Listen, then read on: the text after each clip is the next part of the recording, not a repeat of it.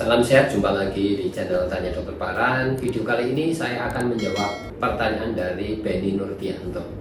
Benny Nurdianto di Lampung yang bertanya, dok, di sisi sebelah kanan belakang saya itu nyeri ya.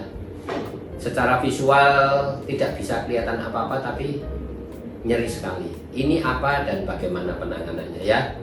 Secara tanpa operasi ya.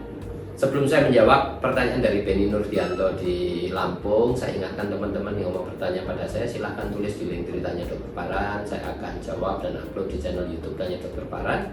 Dan bagi teman-teman yang mau mengikuti diskusi atau konsultasi langsung bersama saya, ikuti Insight with Dokter Paran setiap Rabu jam 10 pagi. Undangan ada di Instagram Tanya Dokter Paran 1-2 hari sebelum hari hanya ya. Kembali kepada Benny Nurdianto yang secara visual anusnya tidak terjadi apa-apa, tidak ada apa-apanya, tetapi di bagian belakang kanan itu nyeri. Ini apa ya? Kemungkinan yang terjadi yang paling sering ya, nggak usah berpikir rumit-rumit atau berpikir yang berat, kebanyakan adalah fisura ani atau robekan kulit anus di bagian dalam. Kita tahu bahwa kulit kita anokutan anokutan atau kulit anus kita itu ada bagian yang di dalam ya.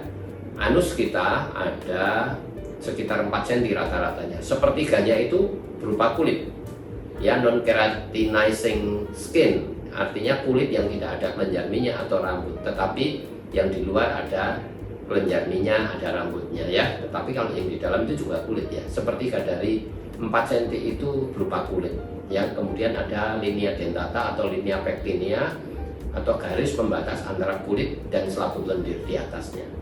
Nah, kulit ini bisa robek, bisa sampai di luar robeknya, bisa dari di dalam atau di luar, yang kita sebut fisura ani, akibat dari BAB keras dan cengkraman otot klep dalam yang merupakan otot dari anus kita yang cengkramannya kuat.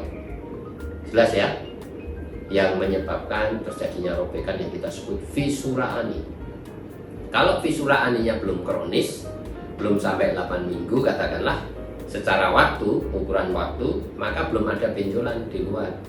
Tetapi kalau sudah melebihi 2 bulan atau 8 minggu, kemungkinan besar sudah ada benjolan di luar anus.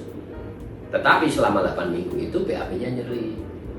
Jangankan BAB, kentut pun nyeri. Nggak usah BAB, nggak usah kentut, digerakkan aja anusnya pun nyeri. Itu tanda fisura ani ya. Biasanya akan sembuh sendiri kalau kita BAB tidak keras.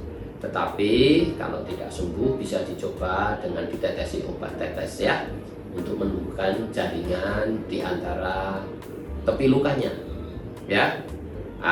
Obatnya apa? Karena saya tidak promosi obat di sini, silahkan japri di WA saya, ada di kontak di Instagram Tanya Dokter Paran, itu ada nomor kontak saya, WA di situ obatnya apa, nanti saya akan jelaskan obatnya apa dan cara pemakaiannya bagaimana ya. Mohon maaf saya tidak jelaskan di channel YouTube saya karena saya tidak sedang berpromosi obat ya. Saya dokter bedah, saya hanya mengedukasi saja, memberikan hal yang terbaik untuk masyarakat supaya ada alternatif yang baik ya, yang tanpa operasi ya.